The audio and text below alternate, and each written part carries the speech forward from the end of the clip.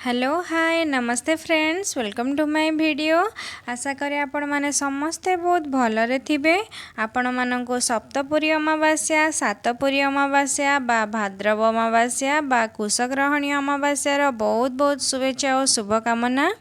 तेबे चलंतु आज सप्तपुरी पिठा तैयारी करिबा जोटा कि महाप्रभुंको पाखरे भोग लागुथिबा 56 भोग भितरु गोटे।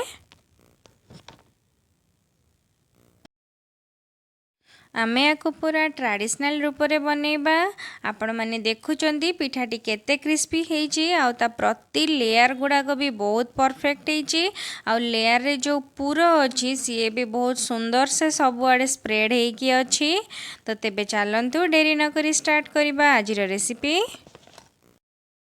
प्रथमे मापिबा पई गोटे कप हेउ बा गोटे गिना हो नेबे जो थिरे कि आम माने सब सामग्री मापिकी नबा जहा द्वारा आम पिठा पूरा परफेक्ट आउ खास्ता बनिबो। मुएठी गोटे छोट गिना रे मापिकी 3 गिना पाखापाखी मैदा नेची स्वाद अनुसार लुण नेची आउ 6 रु 7 चामच पाखापाखी गुआ घिओ नेची। आपण चाहिले गुआ घिओ बदल रे तेलर व्यवहार करि परिबे किंतु गुआ घिओ देले पिठाटा टिके भल बा बेसी खास्ता हबो। एबे 5 रु 7 मिनिट पर्यंत घिओ और मैदा को भल भाबरे हाथ रे घसीबे। देखिबे मैदा को मुठेइबे जदि मुठा हो जाउथिबो तापरे अल्प अल्प पानी देई ताकर गोटे डो प्रस्तुत करिवे।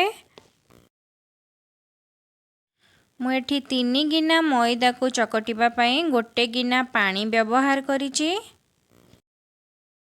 प्रथमे अल्प अल्प पानी देकी चकटिबे नहले डोटा पतला हो जिवो। आमने रुटी बाई जेमती अटा चकटी थाओ ना ताठारु टिके टाण हवा दरकार डोटा। एबे डो को घोड़े 15 रु 20 मिनिट पर्यंत छाड़ी दबा। एबे चलंतु पूरा प्रस्तुत करिबा। एबे गोटे कड़ाई गरम करी सेतिरे आधा चामच घिओ देकी सेतिरे 7 रु 8 चामच भलिया सुजी देई भाजी की मु काढ़ी देइची। एबे से कड़ाई रे 2 गिना गुड़ देइची। आपण गुड़ बदल रे चीनी रो मध्यम व्यवहार करि परिबे। गुड़ देबा परे सेतिरे नडिया कोरा देइकी मु ताको टिके भल की गोळेई देइची। नडिया और गुड़ को गोळेई चलथिबे नहले जेहेतु आमे एठी गुंड गुड़ रो व्यवहार करचे ना गुड़टा तळे लागि जिवो। एबे सेथिरु पानी टिके मरी आसिले सेथिरे गुजराती और गोलमरीचर गुंड दे दबा आउ किछि लवंग सेथिरे दे दबा। एबे टिके गोळेई की ताको मिसेई देला परे भाजी की रखितिबा सुजी को दे दबा।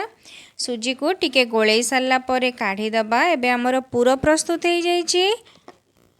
एबे चलंतु पिठा तैयारी करिबा। गोटे पिठा तैयारी करिबा पई एठी 7टी गुळार आवश्यकता अछि। 2टी बड़ गुळा करिबे जेमति आमे पूरी बनै थाउ ना सेपरी बनेबे आउ 5टी छोट छोट गुळा बनेबे पूरी गुळा ठारू आउ टिके छोट हबो। एबे ताको चलंतु बेली दबा। एबे मु किछि सुखिला मैदा को काउंटर टॉप रे छिंची देइची। छिंची दबा द्वारा कौन हम ना पिठाटा आमे जेतेबेले तैयारी करिकी काढ़ीबा आउ तळे लागिबनी। आपण चाहिले बेलना पेडीर मध्यम व्यवहार करि परिबे। मैदा गुंड जो आमे छिंची थिले ता ऊपरे गोटे बड़ पूरी रखी दबा। सेतिरे गोटे चामच पूरा देई दबा। एबे पूरी रो चारि पटे टिके टिके पानी लगेई दबा। पानी लगेबा द्वारा पूरी गुड़ाक परस्पर सहित लागिकी रहिबो और छाणिला बेले फिटी जीवनी। एबे ता ऊपरे जो आमे छोट छोट पूरी बनेइकी रखिथिले ताकू ता देहरु गोटे देई दबा। ता ऊपरे पुणी पूरा देइकी चारिपटे पानी लगेई दबा। एइपरि भाबरे 5टा छोट पूरी को आमे देई दबा। लास्ट को आउ जो गोटे बड़ पूरी थिबो ना ताको देइकी आमे कवर कर दबा। जेहेतु पिठार ना एठी सप्तपुरी पिठा सेथिपाई आमे एठी 7टा पूरीर व्यवहार कले। जेहेतु एठी पूरे सुजी दिया हेइची ना पूरोटा पूरा ड्राई अछि तो पूरोटा दबा मात्रे से खसी आछि तळको। सुजी दबा द्वारा कौन हम ना पूरे जदि भी किछि पानी अंश रही जाइथिबो ताको सुजी आब्जर्व करनब और पिठाटा पूरा खास्ता बनिबो क्रिस्पी बनिबो। आउ आपण माने चाहिले ताको 5 रु 7 दिन पर्यंत मध्य रखिकी खाई परिबे। देखंतु सबु पूरी दे सारा परे पिठाटा केमती पूरा कभर हो जाइए। एबे ता साइड गुड़ा को सील न कले ताकू छाणिला बेले आमे जेतेबेले तेल रे पकेबा सेगुड़ा फिटी जिवो। तो सेतिपई मु चारिकड़ गुड़ा को केमती देखंतु डिजाइन कर दीची। गोटे साइड रू आउ गोटे साइड को धरी प्रेस कर देबे ताले हे जिवो जेमती आमे काकेरा पिठा तैयारी कला बेले बनै थाउ ना सेपरी बनै देबे। जदि भी न हे पारुची आपण गोटे चामच साहाय्य रे भी ताकू चारिकड़ जाक प्रेस कर देबे ताले भी गोटे डिजाइन बनी जिवो आ पिठा भी बिल्कुल फिटिबनी।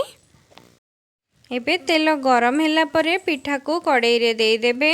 देखंतु पिठा दे सारा परे गोटे चामच रे तेल आनिकी ता ऊपर देबे। कोन पाइना पिठाटा जेहेतु पूरा डुबिकी उठी गलानी ना भासी आसलानी न देले कोन हबो ना ता ऊपर गुड़ाक टिके फाटी जिवो। सेति पई आपण तेल टिके चामच रे नै ता ऊपर देबे। एमती दबा द्वारा आपण एपट सेपट करिकी ताको भल से छाणी देबे। मने रखंतु लो फ्लेम रे ही छाणीबे।